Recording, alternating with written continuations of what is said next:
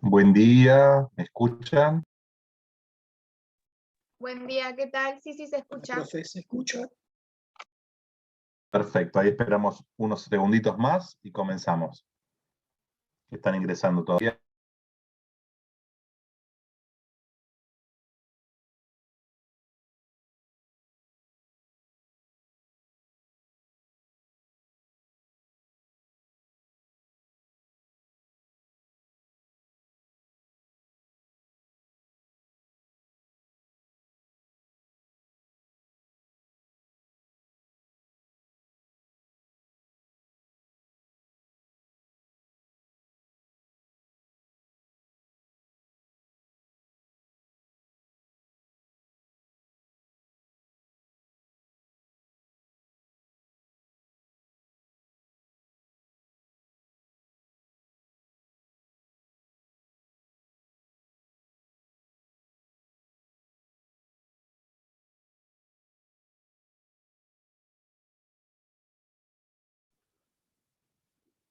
Bueno, ahora con imagen. Buen día a todos y todas las compañeras y compañeros. Ahí estamos, ya somos casi la totalidad. Bueno, ¿cómo van? ¿Bien?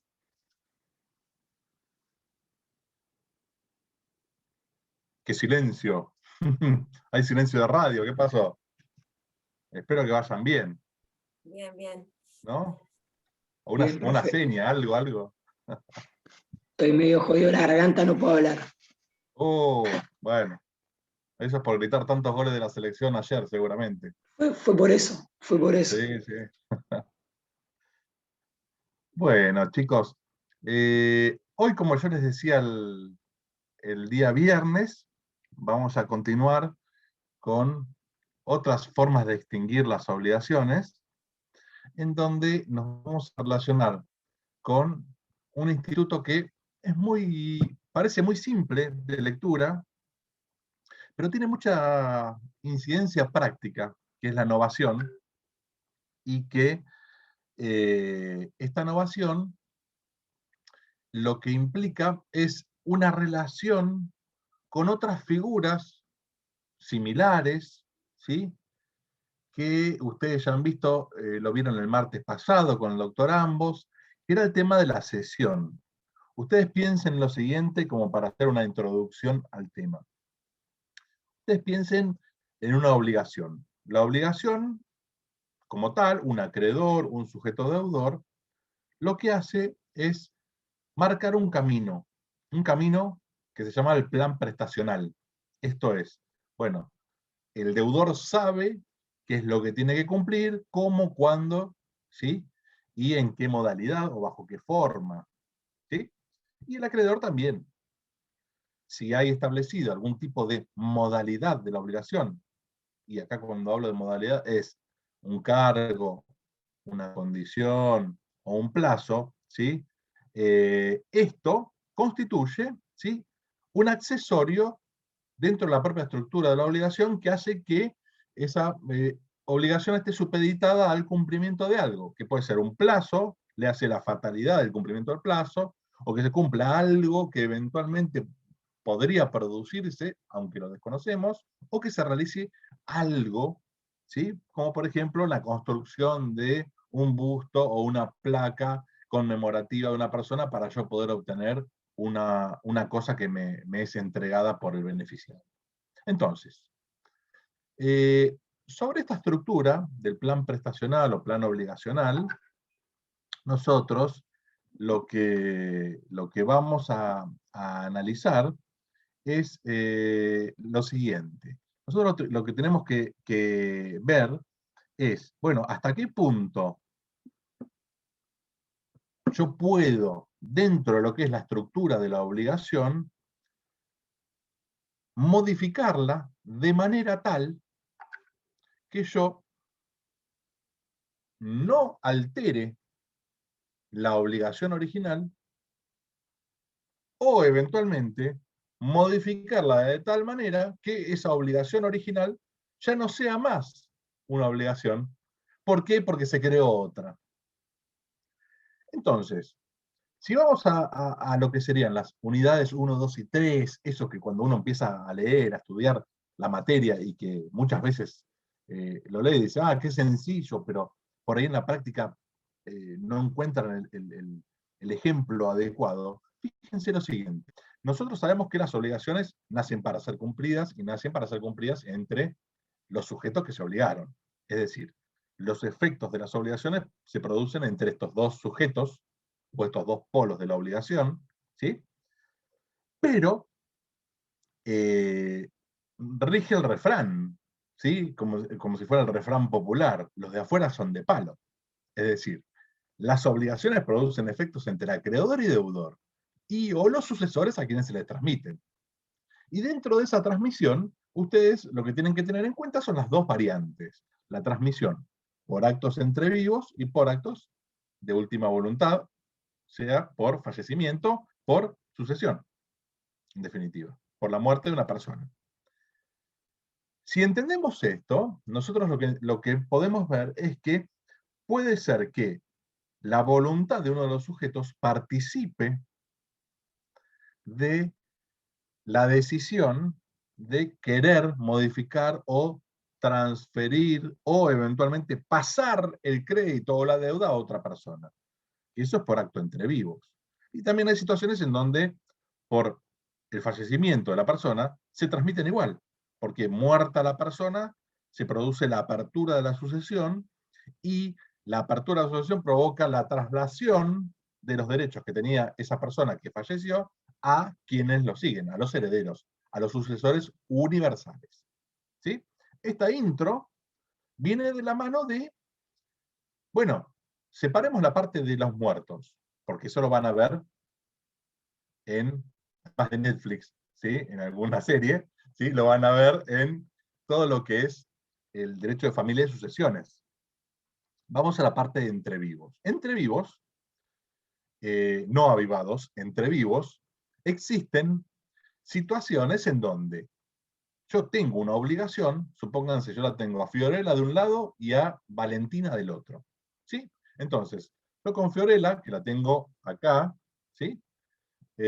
Buen día Fiorella, tengo una obligación, pero ¿qué pasa? La verdad que me cansé de Fiorella, de que me diga siempre, te voy a cumplir, Facundo, no te hagas problema, ya te pago, ay, basta, basta.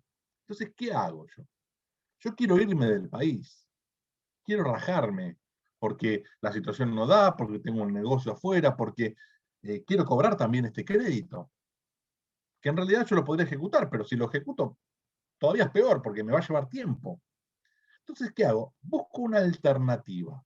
La alternativa es, bueno, voy a Valentina, hola Valentina, y le digo, Valentina, escúchame, yo sé que te dedicas a la compra y venta de créditos, de préstamos. ¿Vieron esas empresas que dicen préstamos ya, morosos incobrables?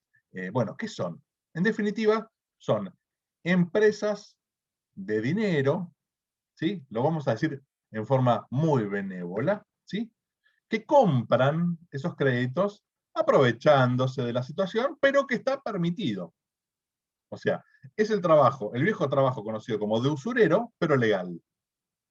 ¿Sí? En donde compran el crédito. Entonces, por ejemplo, supónganse que Fiorella tenía una deuda conmigo de 10.000 pesos, yo voy a Valentina y le digo, mira, Valentina, el crédito está listo para cobrar. Hay que iniciarle juicio o hay que decirle, Fiorella, ponete las pilas, pagame porque si no te iniciamos juicio.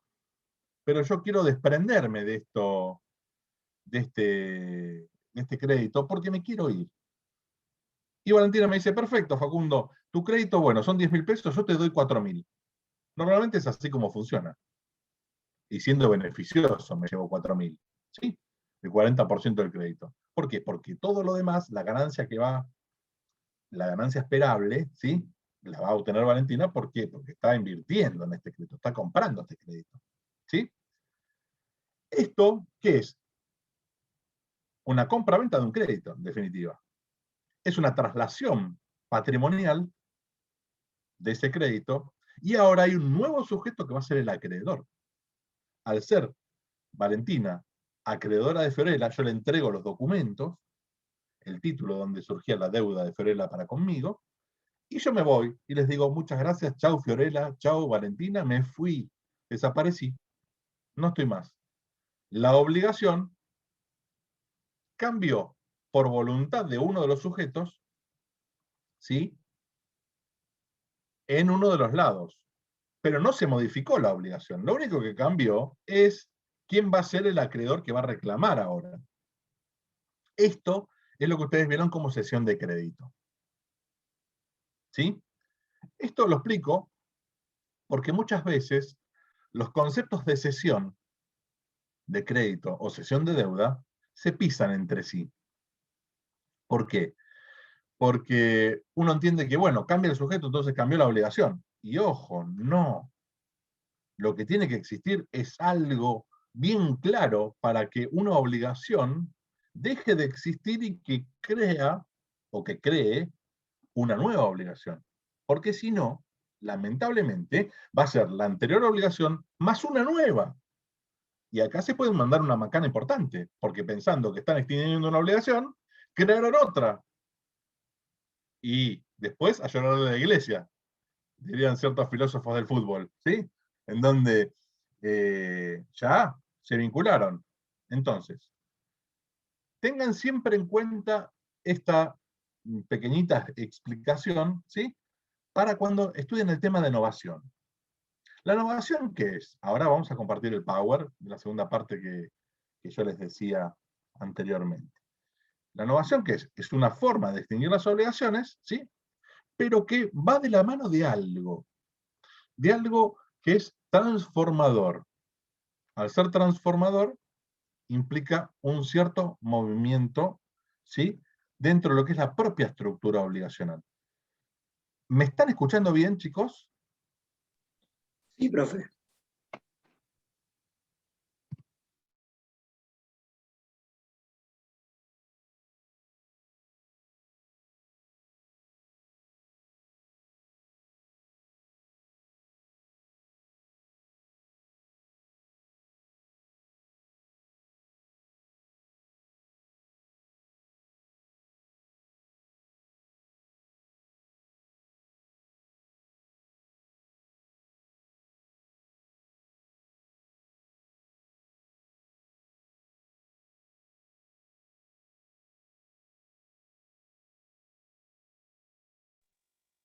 ¿Se cortó? Sí, sí, se cortó.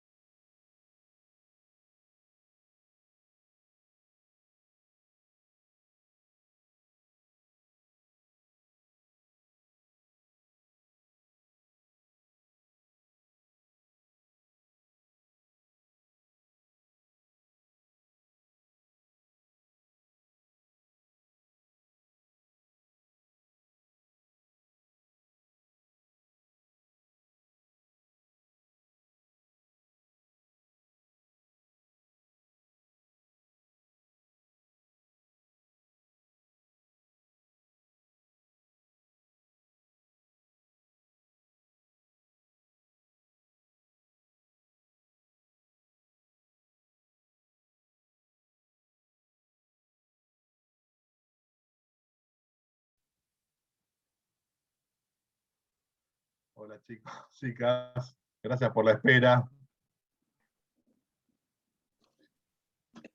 Hola, profe. Estas son las cosas de la informática, sí, de la virtualidad, que bueno, ante tormentas así, en algunos sectores de la ciudad lamentablemente sufrimos las consecuencias. Bueno, para retomar, voy a tratar de resumir bastante el tema, hincapié en las cosas salientes. Vamos a compartir el Power. A ver.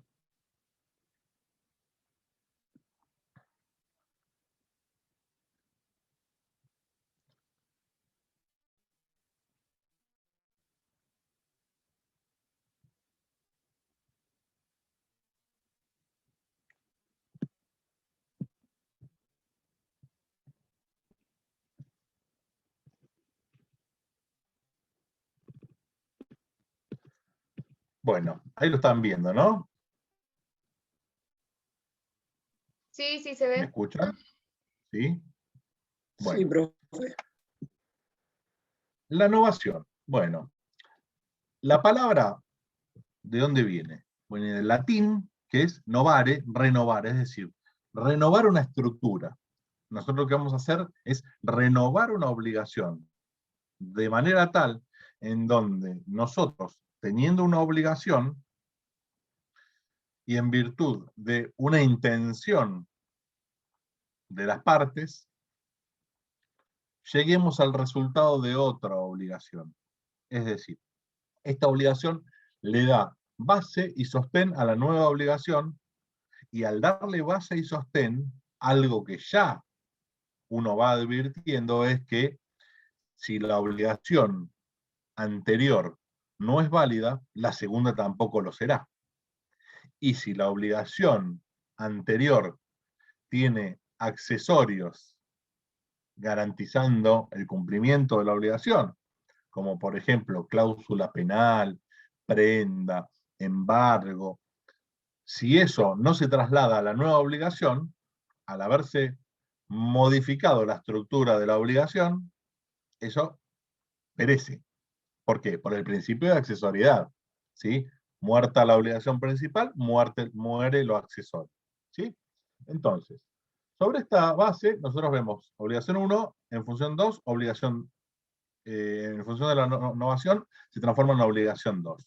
¿Qué es lo más importante o qué utilidad tiene? ¿Para qué está hecha? Ustedes, bueno, esto es lo que yo les decía antes que se nos cortara. Eh, a mí lo que me interesa saber cuando estoy estudiando la materia es, bueno, ver qué es el plan prestacional. Bueno, es el plan sobre el cual se tienen que ajustar las partes para que esa obligación llegue a buen puerto, en definitiva. ¿Sí? Es el camino obligacional o la línea que nos va marcando cuáles son los comportamientos debidos de las partes para llegar a ese resultado.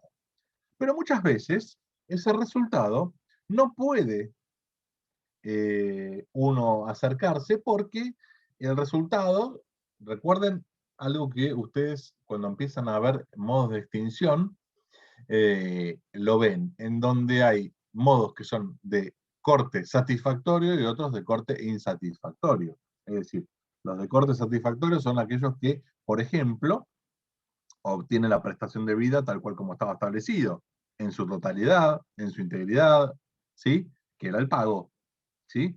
Pero hay otros en donde se cumple, pero no se cumple obteniendo la cosa tal cual como estaba pretendida, o como pretendía ser, sino que se cumple por sucedáneo, es decir, por otra cosa, ¿sí?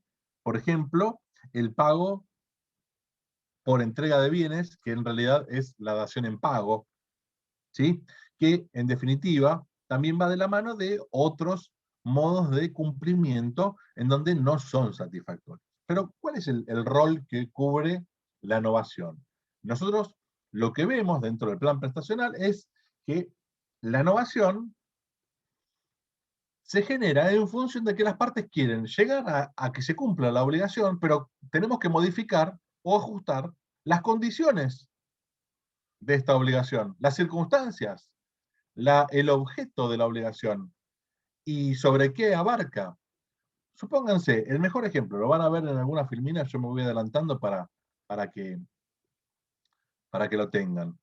Fíjense, yo empiezo a alquilar un inmueble, pero el día de mañana le digo a mi locador, o sea, al dueño de la propiedad, ¿me lo vendés? Perfecto. ¿Qué hago yo? ¿Voy a seguir siendo inquilino? Bueno, puedo seguir siendo inquilino y pagándole, ¿sí? Eventualmente por afuera, ¿sí? Por afuera, digo, por afuera del contrato de locación, ¿sí? Todo aquello que sea para compra-venta en cuotas. O tranquilamente podría eventualmente cambiar ese plan prestacional, ajustándolo a la nueva realidad y modificarlo de tal manera que la locación ahora se transforma en una compra-venta. Ustedes acá tienen los requisitos necesarios para que exista innovación, ¿sí? De la obligación anterior, como hemos dicho, la base es que tiene que ser una obligación válida, ¿sí? No voy a entrar en uno punto por punto, sino vamos a hacer un compendio de las cosas. Tiene que ser una obligación válida que esté vigente. Y cuando hablamos de que esté vigente, es que no se encuentre extinguida.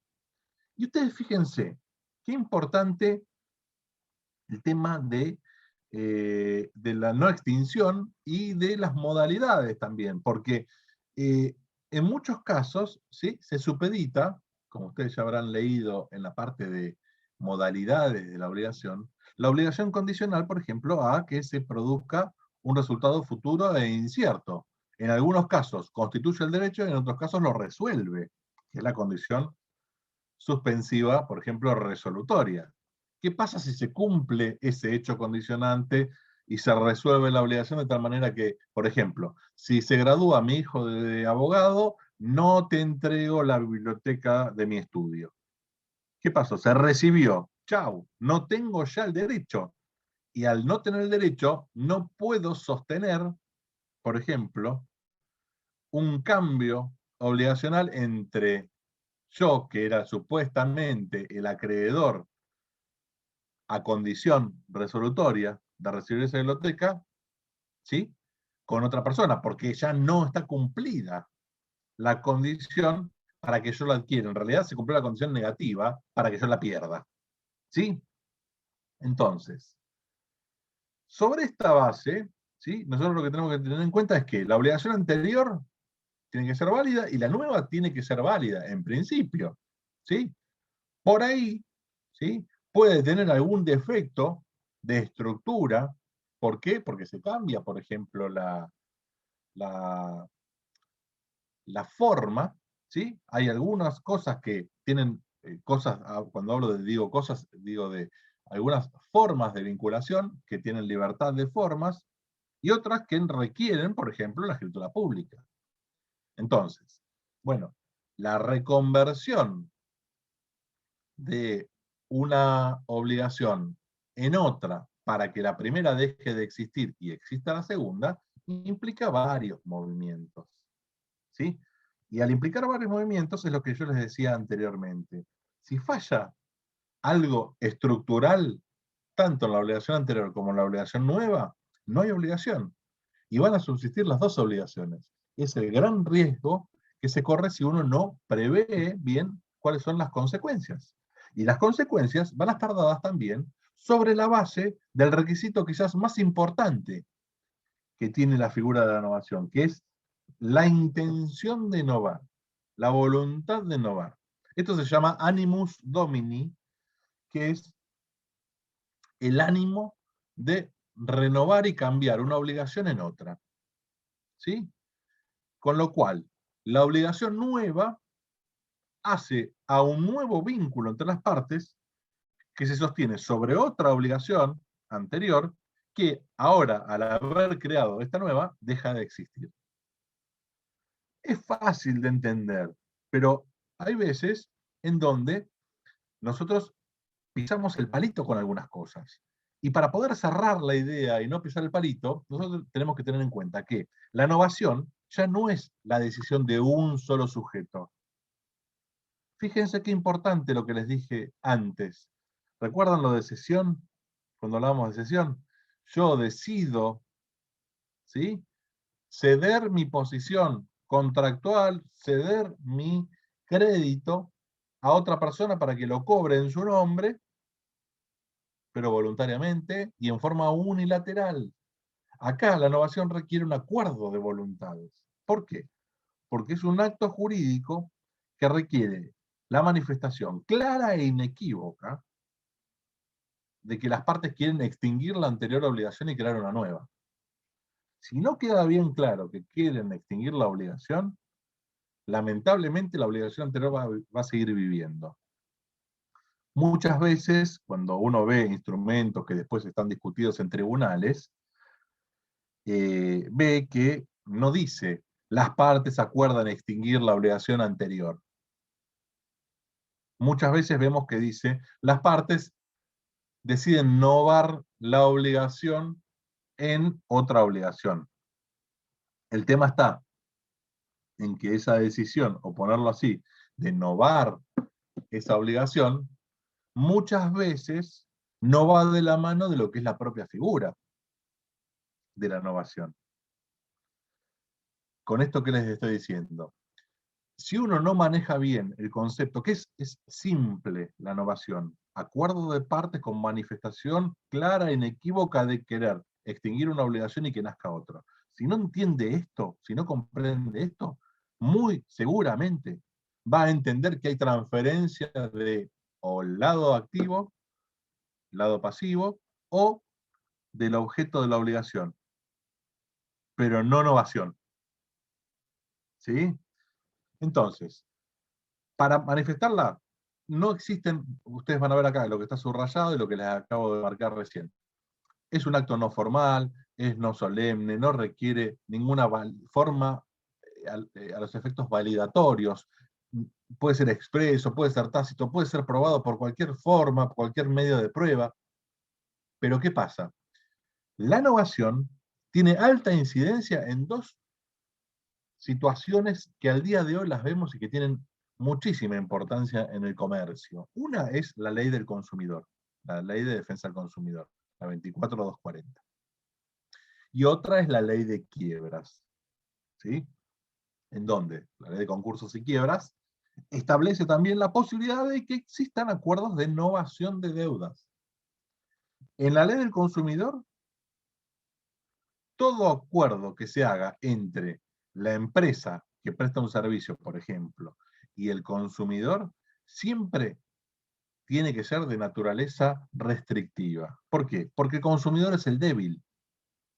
Entonces, muchas veces las empresas poderosas, cuando hablamos de poderosas es porque establecen las condiciones negociables o negociales, condicionan al sujeto que por ahí desconoce muchos de sus derechos. Entonces, para probar que existe una novación dentro de lo que es el marco de la ley de defensa del consumo, del consumidor, o en una relación de consumo, necesariamente tiene que ser probada en forma muy precisa, en el sentido de que ante la duda sobre si hay innovación o no, no la hay, siempre a favor del consumidor. ¿Sí? ¿Qué requisitos son? Bueno, los requisitos, como hemos ido marcando, son bastante simples. Obligación anterior, una obligación anterior que genera una obligación nueva, que los documentos, por ejemplo, que uno haya tenido o haya suscrito, ¿sí? Sean entregados, cosa que se desactive esa obligación. Normalmente, por ejemplo, cuando se quiere extinguir una obligación anterior que tiene garantizado su cumplimiento con cheques, con pagarés, normalmente lo que se hace es entregar también el instrumento para que se rompa, o se tacha la firma. Entonces ahí estoy haciendo la extinción de la obligación y de todos los accesorios que eran complementarios para que se cobre esa obligación. ¿Se entiende? Entonces, ¿qué me va a marcar a mí si hay innovación? Bueno, el primer elemento o cosa extraña que me tiene que llamar la atención es, bueno, ¿es compatible o no es compatible esta obligación con la nueva obligación? Digo, la obligación vieja con la nueva. Y no es compatible porque han cambiado la forma, han cambiado el objeto, han cambiado los sujetos y las decisiones de las partes eran que se cambie el sujeto de tal manera que ahora el que tiene que levantar esa pared sea esa persona que tiene las cualidades o las condiciones. Ajá, fíjense lo que les estoy diciendo. Un ejemplo muy burdo, muy tonto, pero no creo que se lo olviden. Supónganse que la tengo a Delia, acá, ahora abajo. Con Delia celebramos un contrato en el cual la obligación mía es pintar un retrato. Y lo pinta Juan Facundo Dominoni. ¿Y quién es? Y es un voluntarioso, pero no es un artista de renombre, porque no es pintor. Bueno, las partes deciden cambiar el sujeto, y ahora ya Dominoni no va a ser el sujeto que tiene que cumplir la obligación. Va a ser Franco Artoni. Bueno, cambiaron el sujeto, entonces no hay obligación. Hay cesión, en principio. Digo en principio. ¿Por qué? Porque si yo hubiera cambiado el sujeto de manera tal que ahora la calidad de Franco es tenida en cuenta como elemento sustancial de la obligación, porque Franco es un artista, un pintor marplatense, joven, pero de los mejores que hay en esta ciudad y en el país, ya cambia la obligación, porque antes era una obligación donde cualquiera podía cumplir y ahora tiene que cumplir esta persona. ¿Se entiende? No hay una sustitución de uno por otro como si fuera normal, común, sino que hay algo incompatible. Ahora este es un artista tan grande, ¿sí? Franco, que si no lo cumple él, lamentablemente, Delia no va a tener acción para hacerlo el cumplimiento, por ejemplo, que le diga a Valentina González, Valentina, cumplí vos con esta obligación. ¿Por qué? Porque fue tenido en cuenta la naturaleza propia y específica de Franco para pintarlo. Eso es lo que tienen que tener en cuenta. Cuando hay obligaciones de hacer y se cambia el sujeto, si se cambia el sujeto en función de la cualidad propia, ahí hay innovación. ¿Sí? Como yo les marco acá, la incompatibilidad, ¿qué significa? Significa que hay un cambio muy profundo y sustancial en comparación con la primera obligación. Esto, como hemos dicho, una pregunta. Sí, ¿quién me habló? Acá, Matías. Matías, ahí estoy. Sí, porque me confundo con la modificación subjetiva cuando, Sí. cuando no es novación, cuando simplemente es modificación de la obligación. Sí. Lo que es modificación subjetiva Sí, es, por ejemplo, vos sos mi deudor y Valentina no existía en nuestra obligación. Yo voy a ver la Valentina y Valentina ahora se constituye en tu acreedora. Hubo cambio de sujeto a acreedor. ¿Sí? Hasta ahí es una figura en donde, en principio, cambió el polo activo, pero la obligación se mantiene exactamente igual. ¿Por qué?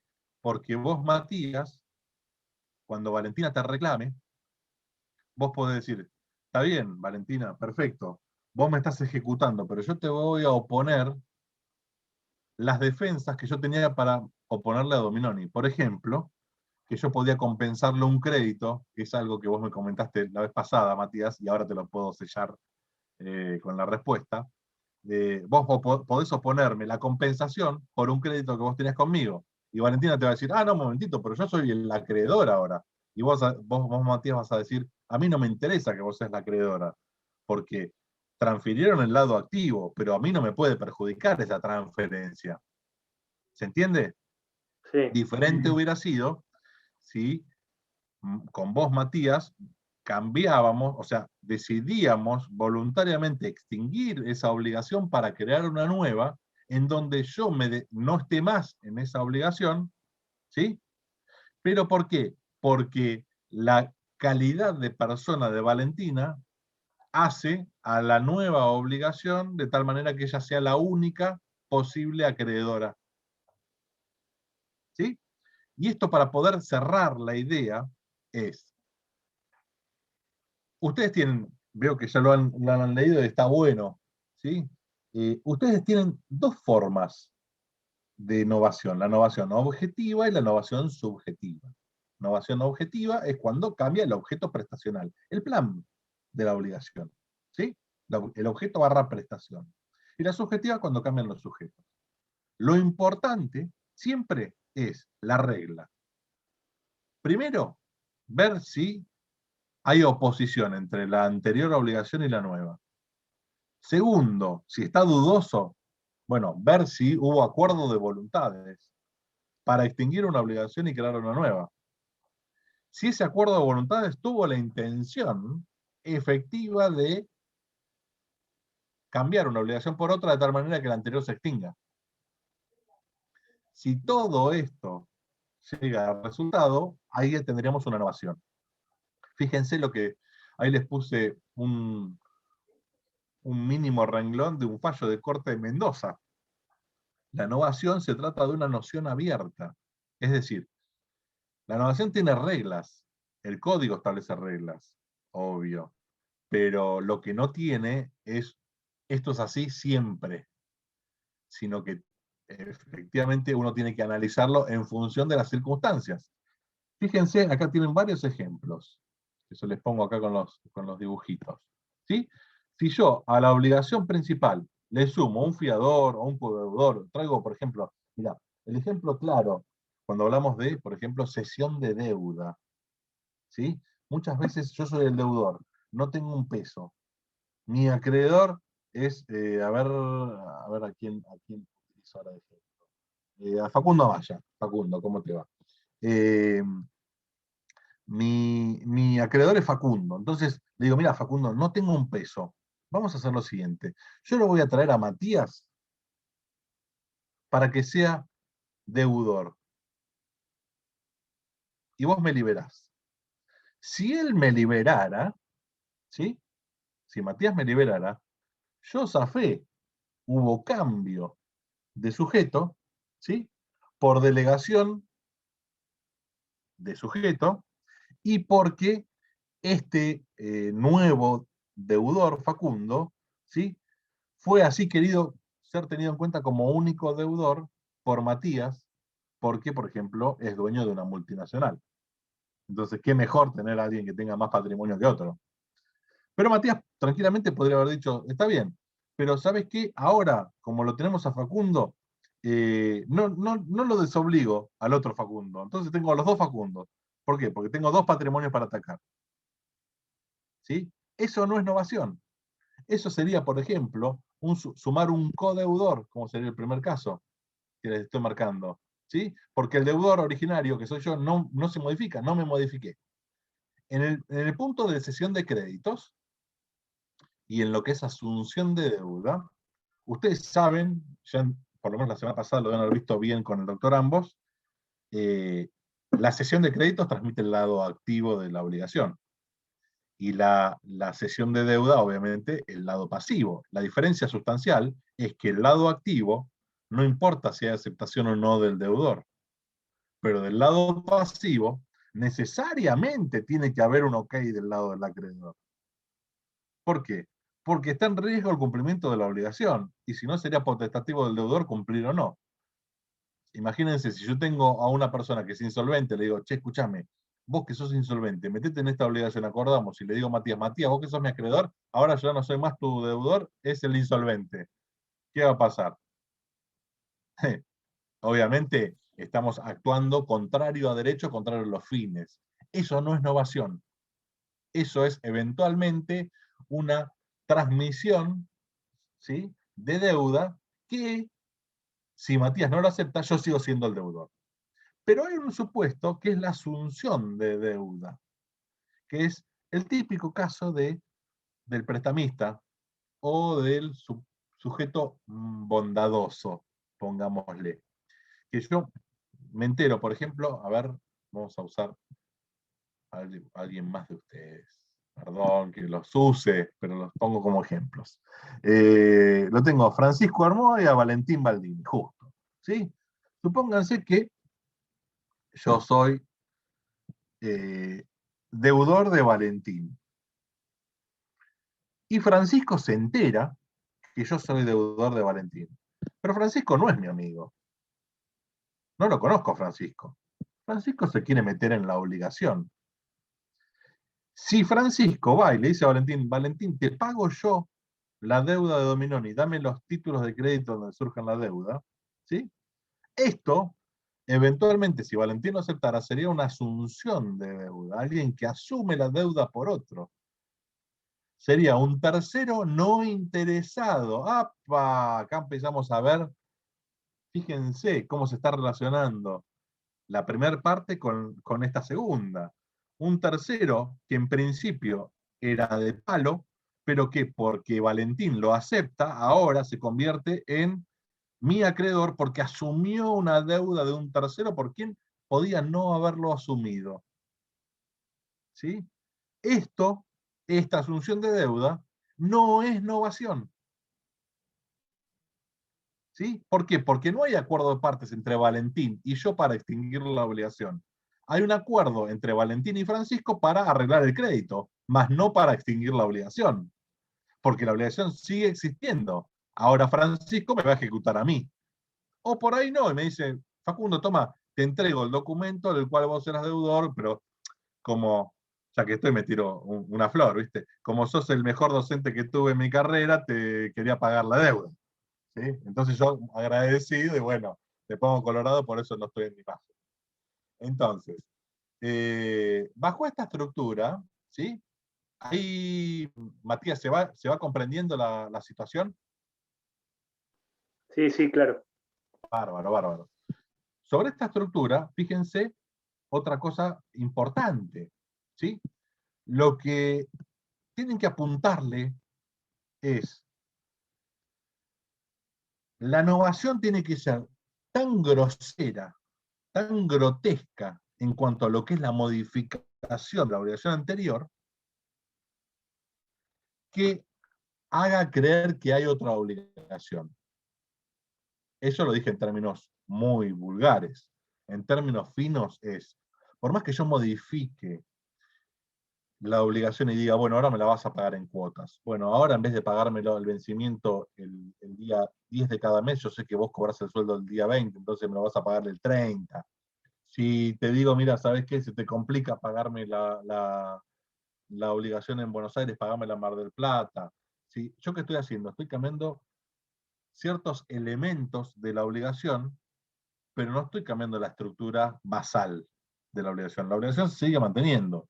El objeto sigue siendo el mismo, los sujetos siguen siendo lo mismo, lo que pasa es que va modificándose la estructura. Y esa modificación de la estructura no es novación, es modificación por ahí de las condiciones que están establecidas dentro de la obligación. ¿Sí? Acá les pongo, para que lo recuerden, algo que les dije hace un ratito. Atención, las reglas no son absolutas en este tema. Acá tiene que estar bien agudizado el ojo para saber si hay o no novación. Solo hay novación con la intención de cambiar una obligación por otra y extinguir la anterior. ¿Sí? Acá lo ven, animus novandi. Vamos a la conclusión. Entonces, para clarificar, ¿cuándo hay novación? Fíjense, cuando hay una decisión clara de voluntad de las partes orientada a extinguir la anterior y que la nueva es incompatible con la anterior. ¿Sí? Ahí tenemos la estructura de la novación. Es decir, cuando se cambia el objeto o se cambia el sujeto por acuerdo de partes, en esas mismas partes, modificando la figura propia que antes tenían.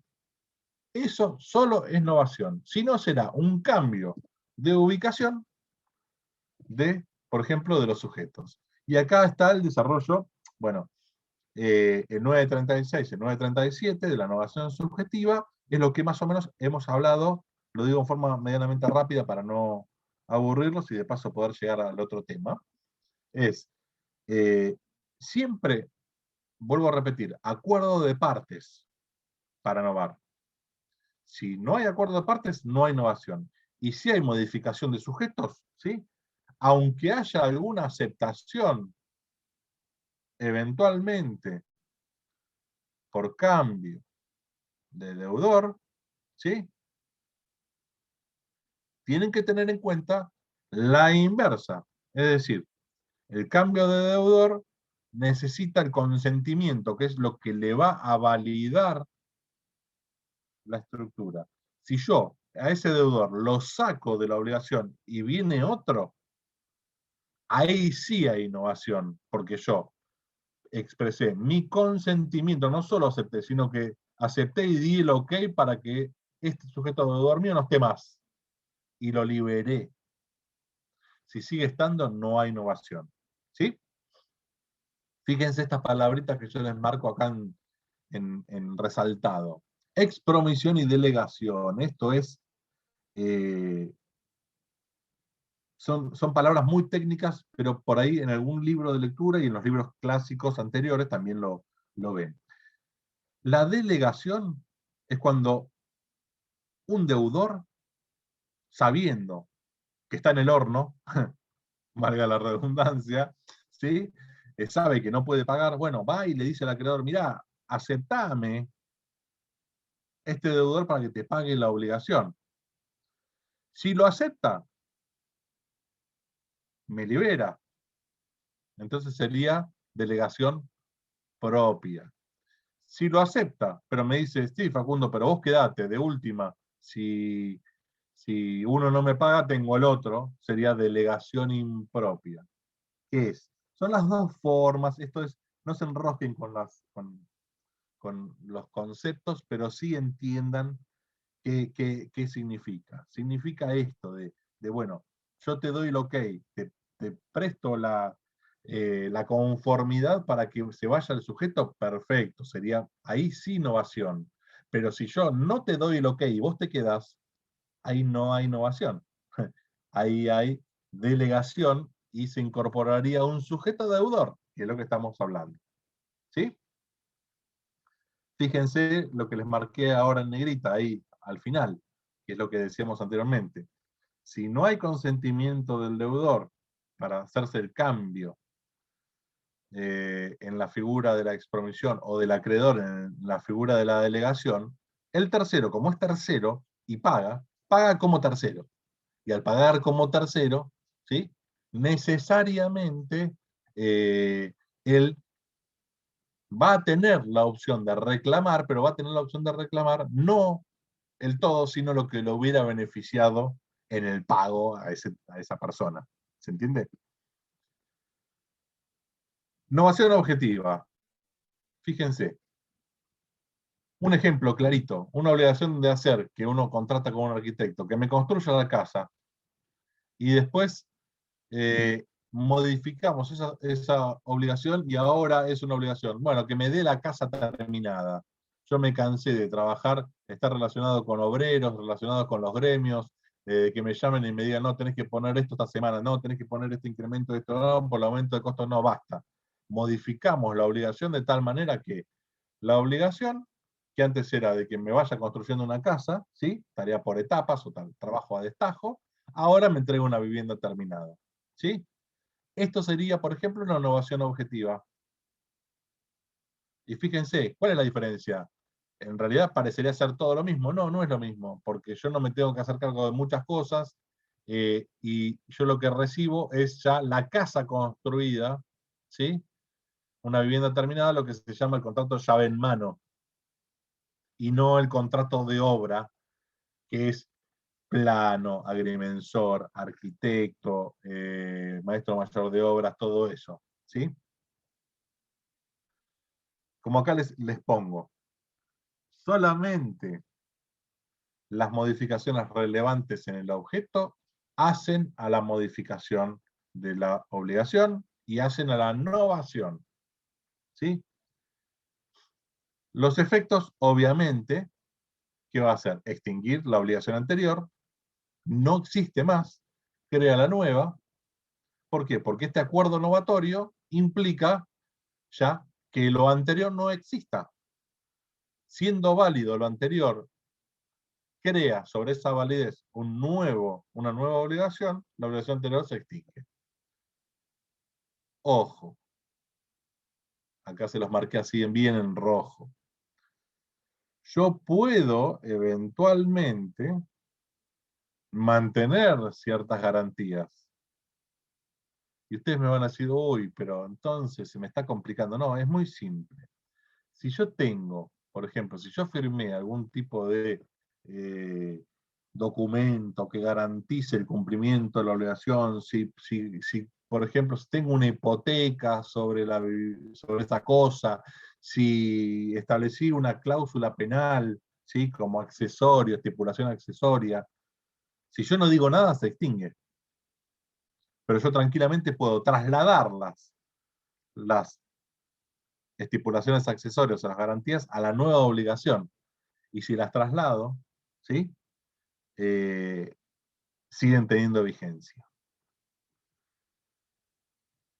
Novación legal. Esto para que ustedes lo entiendan, esto se los voy a explicar, es sumamente fácil, Pero, pero profe, ahí es importante que necesita el acuerdo de los garantes. claro, sí. Si hubiera garantes, seguramente. Yo no hablé de, por ejemplo, fianza ni garante. Hablé de, por ejemplo, de un título, de una hipoteca, pero claramente, ¿sí? Sí. Se necesita la participación de los sujetos, ¿sí?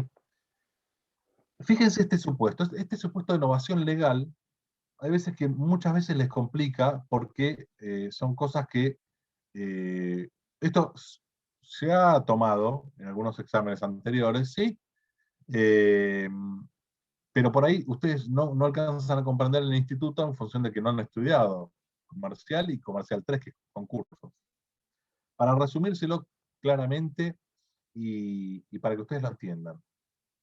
Un concurso preventivo o una quiebra son procesos universales. Al ser proceso universal, están todos los bienes de un sujeto deudor afectados a ver cómo se cumplen las deudas, en definitiva. El concurso preventivo, como dice el nombre, preventivo, previene la quiebra. Es decir, la idea del concurso preventivo es, bueno, que el deudor haga algún tipo de propuesta para no quebrar y que no le liquiden los bienes y poder continuar con la empresa. Y normalmente esos acuerdos generan quitas.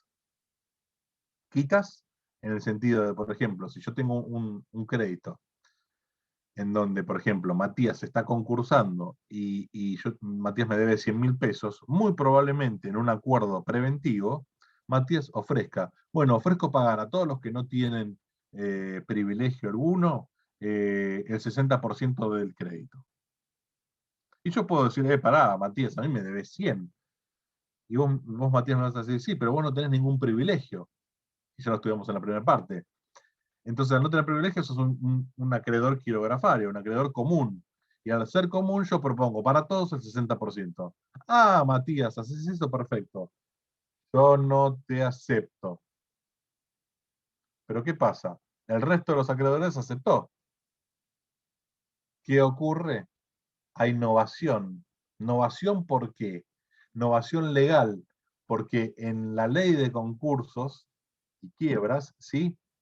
Si yo tengo, por ejemplo, la posibilidad, como yo acá les puse el ejemplo, a mí me tiene que entregar una cantidad de soja de tercera, que es la soja de tercera es soja de primera, soja de segunda, soja de tercera, la más cercana al invierno, la más durita, ¿sí? Y el acuerdo dice, en vez de entregarte la soja, te pago el 50% del valor de la mercadería, y yo no lo acepté, pero el juez lo homologa, le da fuerza de ley, perdí. Y ahí hay una innovación legal. Por más que no haya acuerdo de voluntad individual, hay innovación. ¿Por qué? Porque participó dentro del supuesto de la ley de concursos. ¿Sí? Espero que se haya entendido esto, porque es lo que muchas veces le genera alguna duda. Es la ley, en casos muy pero muy específicos, como este artículo 55 de la ley de concurso de quiebras, les dice que por más que no haya acuerdo de voluntad entre el acreedor y el deudor, si se participó dentro de un proceso concursal, ¿sí? Y se homologa y se novó, hay innovación, aunque vos estés en la negativa o en el desconocimiento. ¿Sí?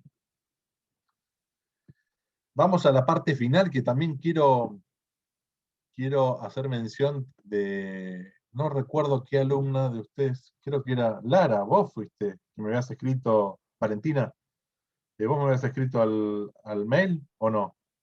¿No? Yo te escribí. Ah, vos, Valentina, Valen. pero González.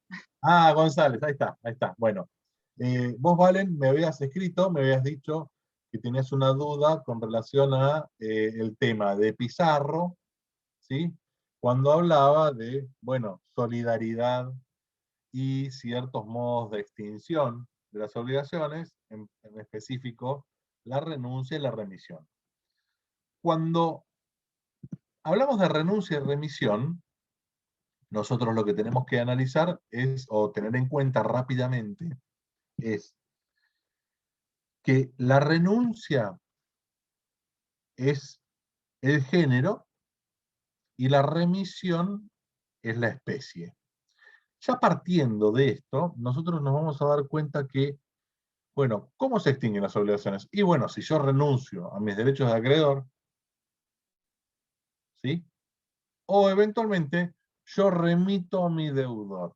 Uy, pero qué complicado. Para un día como hoy, encima gris, que me da sueño, enfiaca, estar hablando de esto, no, es re fácil, chicos. Fíjense, en la renuncia, yo renuncio por medio del abandono a cualquier derecho. No importa qué derecho ni tampoco cómo esté instrumentado. Yo renuncio a cualquier derecho. Por ejemplo, puedo renunciar a una sucesión. No quiero presentarme en esa sucesión, entonces renuncio.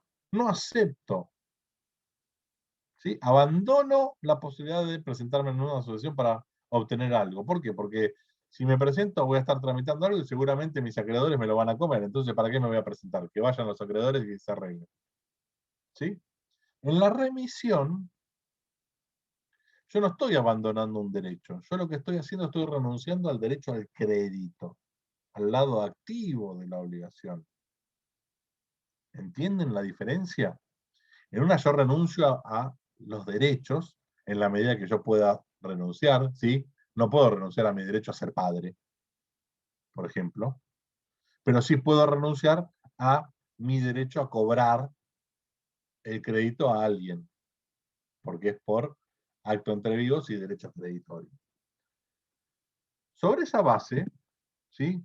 Ustedes tienen acá dos o tres cositas que son bastante fáciles de entender para la generalidad. La renuncia, ¿qué es? Yo puedo renunciar de cualquier manera. Gratis o en forma onerosa, las mismas reglas de siempre, ¿sí? Se aplican las reglas de que no tiene que estar prohibida, que solo afecta intereses particulares. Pero ojo, yo no puedo renunciar a defensas que puedo hacer valer en un juicio. Es decir, yo no puedo renunciar a, no, yo renuncio a contestarte la demanda, por ejemplo, o a contestarte la demanda y ofrecer pruebas.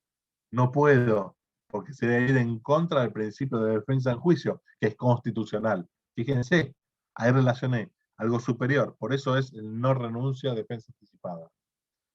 No se presume, es interpretación restrictiva, como la novación, ¿sí? Libertad de formas, como la novación, ¿sí? En realidad, ¿qué requiere la renuncia? La renuncia requiere sí o sí la aceptación del sujeto respecto del cual se renuncia. ¿Esto cómo es?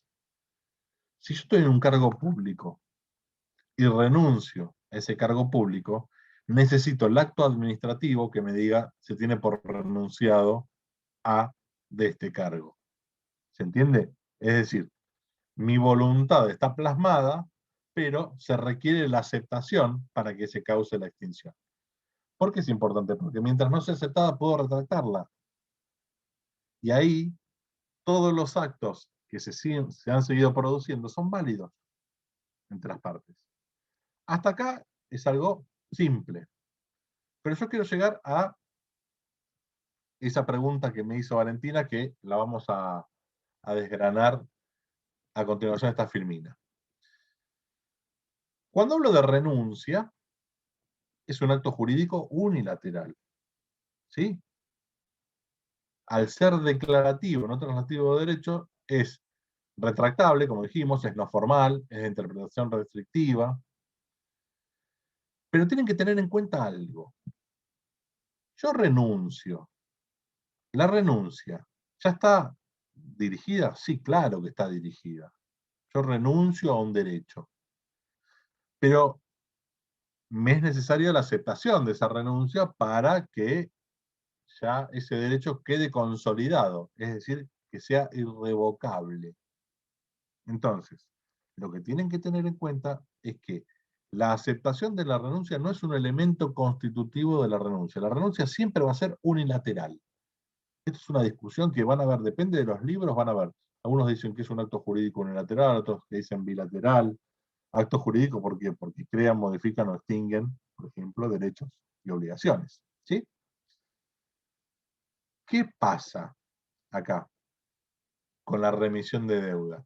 La remisión de deuda, ¿sí?, libera al deudor. Como hemos dicho, está dentro del género de la renuncia. Pero ¿qué es o qué hace a la diferencia? En la remisión, el acreedor entrega, hace un acto. ¿Se acuerdan lo que era la tradición? ¿Qué era la tradición? La entrega voluntaria, profe. Exacto, entrega los actos materiales para uno darse por desposeído y el otro para aceptar esa cosa, su poder. Bueno, dentro de eso, de esa traslación de las cosas, nosotros vemos que en la remisión, el acreedor va al deudor y le dice: ¿sabes qué? No te reclamo más la deuda. No es que renuncio a mis derechos de acreedor. Te entrego el título, el documento por el cual surge tu deuda. ¿Se entiende? Al entregártelo, vos ya sos el dueño de esa deuda. Por ende, al ser dueño de esa deuda, vos sos deudor y acreedor recíprocamente. ¿Sí? Sería un caso muy, pero muy similar a la confusión. La diferencia está en que cuando yo tengo un documento que yo firmé y digo: yo, Juan Facundo, soy deudor de 100.000 pesos y lo tengo en mi poder, mientras tanto, ¿sí?, el acreedor no va a poder ya ejecutarme porque yo tengo el documento. Si yo lo rompo, se extinguió la obligación. ¿Por qué? Por remisión. Y si eventualmente yo no lo rompo y lo hago circular, ¿sí?, estoy siendo nuevamente deudor de una obligación. ¿Sí?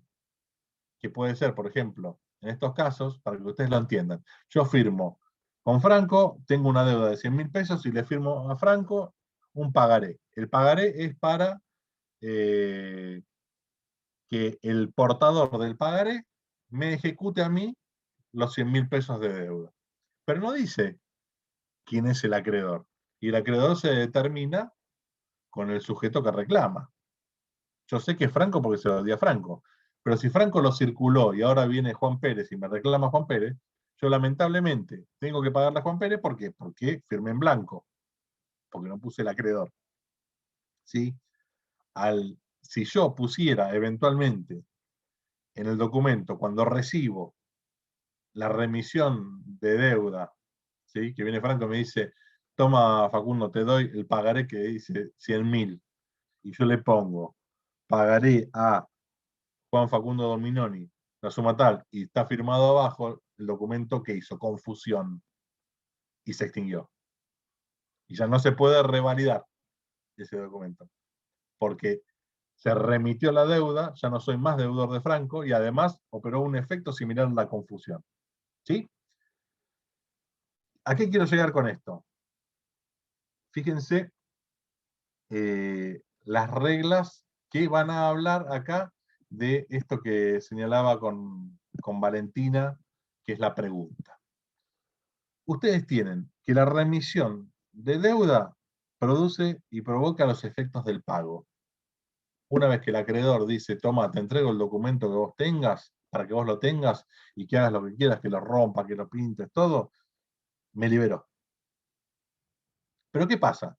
Si yo remito a un fiador, por ejemplo, si le entrego, como decía Matías, no es necesario que participación del fiador, sí, sí, sí, pero si yo le digo a un fiador, escúcheme, usted ahora no va a estar más obligado conmigo porque le entrego el instrumento donde dice contrato de fianza, ¿sí? Yo no liberé al deudor, porque yo estoy liberando lo accesorio, no lo principal, ¿sí? Esto es lo mismo, y con relación ya viene a la pregunta de Valentina, de la situación de las obligaciones solidarias. Imagínense que ustedes tienen una obligación en donde ustedes son acreedores de 3 deudores. Y los 3 deudores son 3 deudores solidarios. Yo puedo renunciar a la solidaridad de los 3, y si renuncio a la solidaridad de los 3, transformo una obligación solidaria en mancomunada simple, para que me pague 30.000, 30.000 y 30.000 si la deuda era de 90.000. Pero también puedo, eventualmente, remitir, ¿sí?, a un sujeto su deuda, entregándole el documento, ¿sí?, dentro de una obligación que es solidaria, de tal manera que yo le perdono a uno de esos 3 la deuda que tiene conmigo. Pero como yo soy un vivo bárbaro, voy y lo tengo a Valentín y a Valentina, ¿sí?, de deudores míos, y voy y les digo, ¿saben qué, Valentín y Valentina? Páguenme los 90.000. Momentito, momentito, me dicen. ¿Usted qué hizo? Usted le perdonó, usted renunció a su derecho a cobrar entregándole o condonándole o perdonándole a Matías 30.000 pesos. Por lo tanto, nosotros le vamos a pagar 60.000 solidariamente, no 90.000. Porque usted lo sacó a Matías de ese vínculo solidario. ¿Sí? Con esto que quiero explicarles, que yo puedo liberar a alguien de la solidaridad o puedo remitirle la deuda. Si yo le libero la solidaridad, es decir, renuncio a la solidaridad, ya, ahí voy a volver a la pantalla. Si yo renuncio a la solidaridad, a mí lo que me interesa es entender que la obligación va a ser cumplida por partes. La obligación sigue estando. Lo que pasa es que estoy renunciando a eso que afectó el vínculo, el elemento vínculo jurídico, que hizo que una obligación que antes se podía cumplir en partes separadas, ahora se tenga que cumplir todo por cualquiera. ¿Sí? Esa liberación no puede perjudicar a los demás codeudores. Y ahí sí pueden beneficiarse de esa liberación diciendo, no te voy a cumplir el 100%. Te cumplo por ejemplo, el 66,66%. ¿Sí? ¿Se entiende? ¿Se entendió, Valentina, la consulta? Sí, sí, sí. Perdón, Gracias. ahora me doy cuenta que son 3 Valentina, perdón, Valentina González, perdón. Entonces, ustedes siempre tengan en cuenta algo para, como si fuera, no solo para estudiar, sino para comprender los institutos.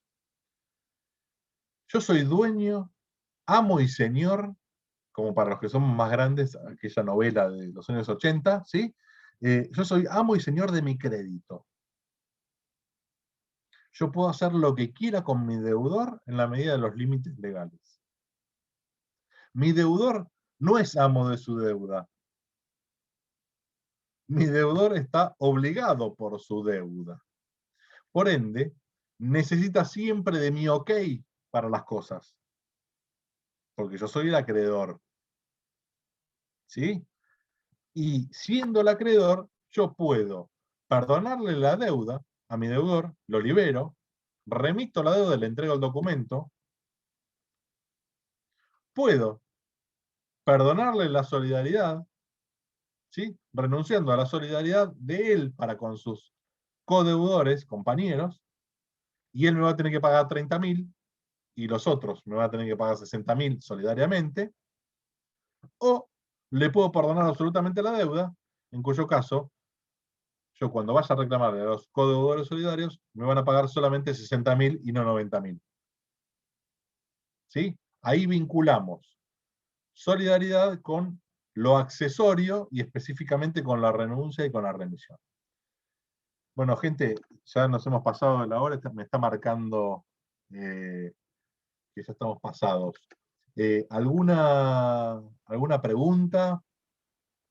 ¿Se entendió? Era un tema que lo tuve que por ahí hablar un poquitito más rápido por este corte que tuvimos, pero creo que la idea central se les pudo transmitir. ¿Es cierto? Profe, mañana nosotros tendríamos clase de consulta. ¿Sería factible que usted nos explicara de la unidad 15 el punto C, D y E, que dice transmisión de deudas, cesión de la posición contractual y transmisión de patrimonios? Yo mañana no les doy la clase de consulta, pero sí, si ustedes quieren y están de acuerdo, la clase que viene, yo les doy bien todo lo que es el tema de cesión, para cerrar bien la idea, cesión y transmisión de créditos, de deuda, de posición contractual y todo lo que es la estructura de la obligación. Si ustedes quieren y están de acuerdo, quienes están acá presentes, preparamos, digamos, ese tema para que ustedes lo entiendan. Es un tema recontra importante. Yo no sé cómo lo han abordado, Sonia, en la clase pasada con el doctor Ambos, pero es un tema realmente sustancialmente importante, no solo para aprobar la materia, sino para el día a día. ¿Sí? Si están de acuerdo, yo no tengo ningún problema. Si alguien me dice, no, preferimos... Es mejor en realidad, es más repaso. Como ustedes gusten, sí, el tema es que es repaso, pero ustedes no tendrían, por ejemplo, el tema de la clase que viene, que si mal no me equivoco, creo que era contratos y todo, fuentes de las obligaciones en particular. Nada, pero Si eso usted, después ya tenemos una materia que es contrato directamente. yo lo dejo en sus manos, ¿sí? Yo no tengo problema, o sea, yo estoy docente y estoy dispuesto a lo que ustedes consideren y que sea lo mejor para ustedes. Así que si están de acuerdo, la semana que viene entonces vemos todo el tema de sesión, bien Y mañana, detalladito. si no, ¿quién da la clase? Porque si no, le podemos pedir al que la dé mañana la clase que explique el tema. Como ustedes gusten. Mañana no tenemos ningún tema específico, mañana es de repaso. Claro, porque le podríamos eso. pedir eso. Como No, ustedes, mañana tenemos normal, creo, tipo, no es plenaria mañana. mañana, No, si mal no recuerdo, la da el doctor Lustanó, si mal no recuerdo. Pero entonces es plenaria. No. Listo. Sinceramente no recuerdo, creería que sí. ¿Sí? Pero puede ser una plenaria de repaso o de generalidades. Ahí ya es una decisión del doctor. Profesor, le hago una consulta, no sé si le Sí, preguntaron antes. antes que me hagas la consulta, ¿quieren Sí. que la semana que viene entonces veamos sesión y analicemos todo el tema de sesión juntos? ¿O el plan normal? Yo, profe, preferiría que no altere el cronograma porque de última están las clases subidas a YouTube. Porque si no, después nos Perfecto. quedamos Sí, yo también, profe. de contrato. Perfecto. Yo en Seguimos. particular. Perfecto, seguimos entonces. Conforme el cronograma normal, y si nos queda algo de tiempo, por ejemplo, Sonia, por ahí algo que no haya quedado claro o que no le hayan podido preguntar mañana, perdón, al doctor Lustó, me lo preguntan a mí el martes, ningún problema. Bueno, me parece bien, profe. Ahí Gracias. está. No, al contrario, Valentina. No, era el tema de la fecha del parcial, es el 29, entonces. Yo no tengo modificación, debería serlo el 29, sí. Listo. No, era para confirmar eso. O sea, última clase nuestra es el martes que viene. Así que, en principio, entiendo yo que es dentro de 2 semanitas. ¿Sí? Bueno, chicos y chicas, que tengan una muy buena semana y nos estamos viendo la semana que viene, si Dios quiere. Entonces, estudien y cualquier cosa, sáquense las dudas con nosotros los docentes porque estamos cerquita ya del parcial. Muchas gracias, Gracias profe. a ustedes. Nos Chao, vemos. gracias. Gracias, profe. Adiós. Chao, chao.